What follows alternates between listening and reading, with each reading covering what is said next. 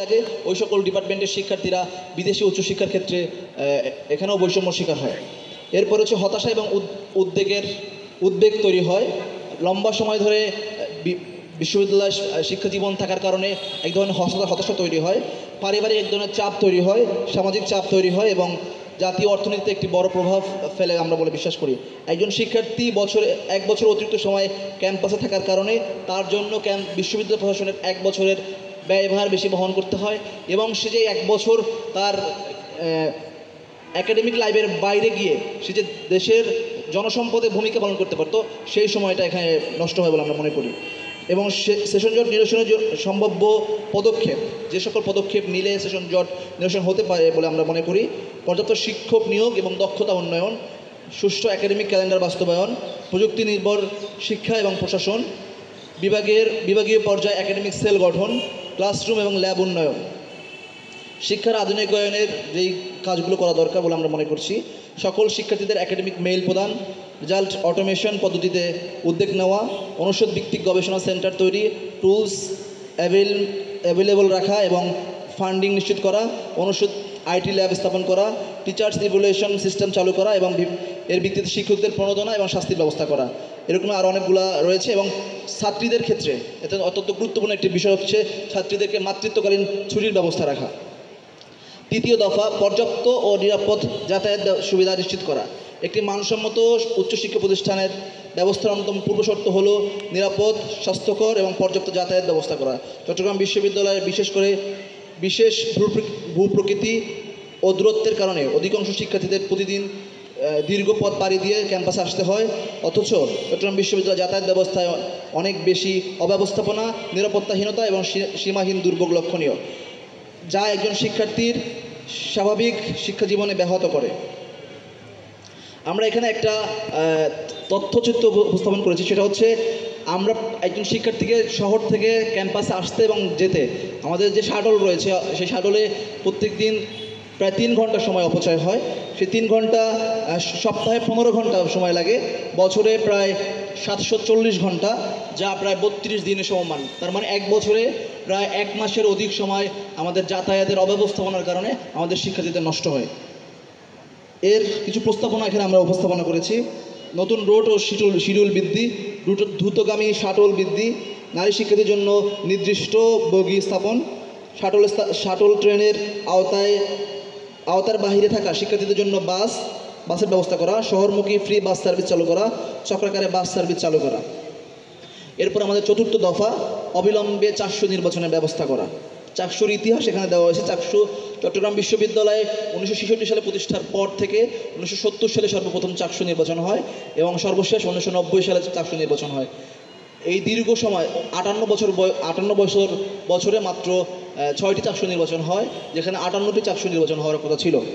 চাকসুর প্রয়োজনীয়তা এখানে উল্লেখ করা হয়েছে এবং চাকসুর দাবিতে ছাত্র শিবির কী পদক্ষেপ এখন পর্যন্ত গ্রহণ করেছেন আমরা সেটি উপস্থাপন করেছি। সেখানে আমরা আমাদের এই ফেস্টিভ্যালের পরবর্তীতেই 24 সেপ্টেম্বর আমরা 24 দফায় প্রদান করেছিলাম চট্টগ্রাম বিশ্ববিদ্যালয় প্রশাসনের কাছে।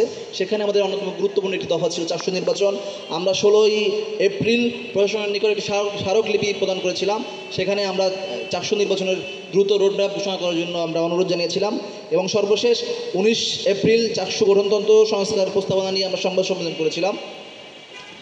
এবং চাকসুতে আমাদের যে প্রস্তাবনাগুলো রয়েছে চাকসুর, সেটা আমরা এখানে উপস্থাপন করেছি। এর বাইরে আমাদের পঞ্চম দফা, দ্রুত সময়ের ভিতরে টিএসসি স্থাপন, সেন্ট্রাল অডিটোরিয়াম নির্মাণ, কেন্দ্রীয় মসজিদ পুনর্নির্মাণ এবং আবাসিক হল ও অন্যান্য স্থাপনা সংস্কার। এখানে টিএসসির প্রয়োজনীয়তা আমরা উল্লেখ করেছি, কেন টিএসসির প্রয়োজন। সামাজিক, সাংস্কৃতিক এবং আমাদের বুদ্ধিভিত্তিক সৃজনশীল কার্যক্রমগুলোকে গতিশীল করার জন্য টিএসসি প্রত্যেকটা বিশ্ববিদ্যালয় ক্যাম্পাসে গুরুত্বপূর্ণ ভূমিকা পালন করে। কিন্তু দুর্ভাগ্যবশত চট্টগ্রাম বিশ্ববিদ্যালয়ে গত 58 বছর টিএসসির যেই সুবিধা, সেই সুবিধা চট্টগ্রাম বিশ্ববিদ্যালয় শিক্ষার্থীদেরকে দিতে পারে নাই। এর বাইরে আমরা একটি অডিটোরিয়াম আমাদের খুবই গুরুত্বপূর্ণ চট্টগ্রাম বিশ্ববিদ্যালয়ের জন্য। সামাজিক, সাংস্কৃতিক এবং রাজনৈতিক প্রোগ্রামগুলোকে, যে স্বাভাবিক ধারার প্রোগ্রাম রয়েছে সেগুলোকে এখানে বাস্তবায়ন করার জন্য। এরপরে বর্তমান প্রেক্ষাপটের যেই সমস্যাগুলো রয়েছে সেগুলো আমরা এখানে উপস্থাপন করেছি এবং আমাদের বর্তমানে চট্টগ্রাম বিশ্ববিদ্যালয়ে যে অডিটোরিয়ামগুলো রয়েছে সেই অডিটোরিয়ামগুলো উচ্চমানের যে ফি ধার্য করা হয়েছে সেটা আমরা এখানে উপস্থাপন করেছি। আমাদের কেন্দ্রীয় মসজিদ পুনর্নির্মাণের দাবি আমরা এখানে জানিয়েছি, তার যৌক্তিকতা এখানে আমরা উল্লেখ করেছি, এবং কেন্দ্রীয় মসজিদের যেই নির্মাণের জন্য যে প্রস্তাবনা সেটা আমরা এখানে উপস্থাপন করেছি। এর বাইরে মেডিকেল সেন্টার, আমাদের চট্টগ্রাম বিশ্ববিদ্যালয়ের শিক্ষার্থীদের অন্যতম একটি ভোগান্তির জায়গা হচ্ছে মেডিকেল সেন্টার, যাকে আমরা নাপা সেন্টার হিসেবে অবহিত করে থাকি। সেই নাপা সেন্টারকে আধুনিকায়ন করে, আপনারা জানেন 2006 সালে ছাত্র শিবিরের পক্ষ থেকে একটি 50 শয্যা বিশিষ্ট মেডিকেল স্থাপন করার জন্য দাবি জানানো হয়েছিল। আমরা সেই দাবিকে 6 সালের পরবর্তী ফেস্টিভ্যালের সময় এই দাবিগুলো বাস্তবায়িত হয়নি। আমরা মনে করি বর্তমান জুলাইয়ের প্রশাসন আমাদের এই দাবিগুলোকে বাস্তবায়ন করা তাদের জন্য দরকার। এবং আমাদের হলগুলোতে যে সমস্যাগুলো রয়েছে, আমরা দেখেছি জরাজীর্ণ হলের অবস্থা, হলের এই দিক দিয়ে পানি পড়ে, ওইদিকে ওয়াশরুমের সমস্যা, হলের পর্যাপ্ত বিদ্যুতের সমস্যা, এই সমস্যাগুলোকে সংস্কার করার জন্য আমরা আমাদের প্রস্তাবনাগুলো এখানে দাবি উপস্থাপন করেছি। এবং আরেকটা গুরুত্বপূর্ণ প্রস্তাবনা আমরা জানি আমাদের ছাত্রীদের যে হলগুলো রয়েছে সেখানে ছাত্রীদের জন্য ইবাদতের জন্য নামাজের স্থানের ব্যবস্থা নেই, এবং ছাত্রী হলে জিমনেশিয়াম, ইনডোর গেমস এবং অন্যান্য সুযোগ সুবিধা স্বল্পতা রয়েছে। আমরা প্রস্তাব করছি আমাদের ছাত্রী হল এরিয়াতে নামাজের ব্যবস্থাপনা, জিমনেশিয়াম, ইনডোর গেমস এবং অন্যান্য সুযোগ সুবিধা সম্মিলিত একটি পূর্ণাঙ্গ কমপ্লেক্স তৈরি করার প্রস্তাবনা করছি। এরপরে আমাদের 6ষ্ঠ দফা, জুলাই বিপ্লব এবং ফেস্টিভাল আমলে শিক্ষার্থীদের নির্যাতনের প্রত্যক্ষ এবং পরোক্ষভাবে জড়িত এদের স্থায়ী বহিষ্কার এবং জড়িত শিক্ষক কর্মকর্তা কর্মচারীদের চাকরিচ্যুত করা।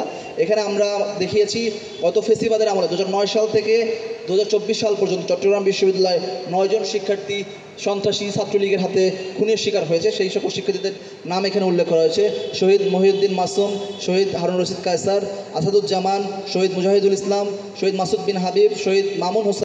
মেরুদণ্ডহীনতার পরিচয় দিয়েছে।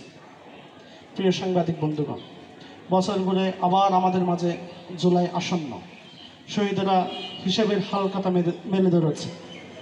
গণহত্যার বিচার ও জুলাইয়ের প্রত্যাশা পূরণের জবাবদিহিতা চেয়ে প্লেকার্ড হাতে শহীদ মিনার, প্রশাসনিক ভবন, চাকসুর সামনে অবস্থান নেবে। রক্তাক্ত জামা পরিহিত শহীদ ফরহাদ তরুয়াদের প্রশ্নের জবাব দিতে কতটা প্রস্তুত প্রশাসন? তাই আজকের এই সংবাদ সম্মেলন থেকে ছাত্র শিবির এই বার্তা দিতে চায়, অনতিবিলম্বে শিক্ষার্থীদের মৌলিক দাবি বাস্তবায়ন করতে হবে। 7 দফা দাবি বাস্তবায়নে বাংলাদেশ ইসলামী ছাত্র শিবির চট্টগ্রাম বিশ্ববিদ্যালয় শাখা নির্মুক্ত কর্মসূচি ঘোষণা করছে। আগামী 1 থেকে 10 জুলাই সংস্কার ক্যাম্পেইন পরিচালিত হবে। 1 জুলাই প্রতীকী সিট বন্টন কর্মসূচি পালন করা হবে। 3 জুলাই সামাজিক ও সাংস্কৃতিক সংগঠনের সাথে মতবিনিময় অনুষ্ঠিত হবে। 7 জুলাই গণস্বাক্ষর কর্মসূচি পালিত হবে। 10 জুলাই 7 দফা দাবিতে মানববন্ধন অনুষ্ঠিত হবে। এর মধ্যে দাবি বাস্তবায়নে প্রশাসনের দৃশ্যমান পদক্ষেপ পরিলক্ষিত না হলে মানববন্ধন থেকে 7 দফা দাবি আদায়ে কঠোর কর্মসূচি ঘোষণা করা হবে। সকল সাংবাদিক বন্ধুগণকে আবারও ধন্যবাদ জানিয়ে আমার কথা শেষ করছি। আসসালামু আলাইকুম। শিক্ষার্থীরা যখন বিভিন্ন শিক্ষা, গবেষণা, অন্যান্য দাবি নিয়ে হাজির হওয়ার কথা, সে জায়গায় তাদের মৌলিক দাবিগুলো নিয়ে তাদেরকে আন্দোলন করতে হচ্ছে। মৌলিক দাবি নিয়ে আপনাদের কাছে আসতে হচ্ছে।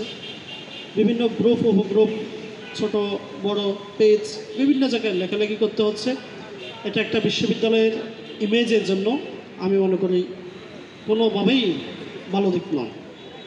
চট্টগ্রাম বিশ্ববিদ্যালয় বাংলাদেশের স্বায়ত্তশাসিত বিশ্ববিদ্যালয়ের মধ্যে অন্যতম একটি বিশ্ববিদ্যালয়। এই বিশ্ববিদ্যালয়ের সুনাম সুখ্যাতি বৃদ্ধির জন্য এই প্রশাসন দ্রুত সময়ের মধ্যে শিক্ষার্থীদের যে মৌলিক অধিকারগুলো আছে, মৌলিক দাবিগুলো আছে, সেগুলো মেনে নেবে এবং কার্যকর উদ্যোগ গ্রহণ করবে। আর আপনাদের সকলের প্রতি উদাত্ত আহ্বান থাকবে, আপনারা প্রত্যেকেই আপনাদের জায়গা থেকে আমাদের 7 দফা দাবির পাশাপাশি অন্যান্য কোনো দাবিও যদি থাকে, যৌক্তিক এবং ন্যায্য যে কোনো দাবি থাকে, সেই দাবিগুলোর পাশে থাকবেন। আমরা বাংলাদেশ ইসলামী ছাত্র শিবির চট্টগ্রাম বিশ্ববিদ্যালয় শাখা শিক্ষার্থীদের যে কোনো যৌক্তিক দাবিতে পাশে আছি, পাশে থাকব। ক্যাম্পাসের যে কোনো আন্দোলন সংগ্রামে যদি যৌক্তিক হয় আমরাও সেখানে অংশগ্রহণ করব। সবাইকে ধন্যবাদ জানিয়ে আজকে সংবাদ সম্মেলন এখানে সমাপ্ত ঘোষণা করছি। আসসালামু আলাইকুম ওয়া রাহমাতুল্লাহ।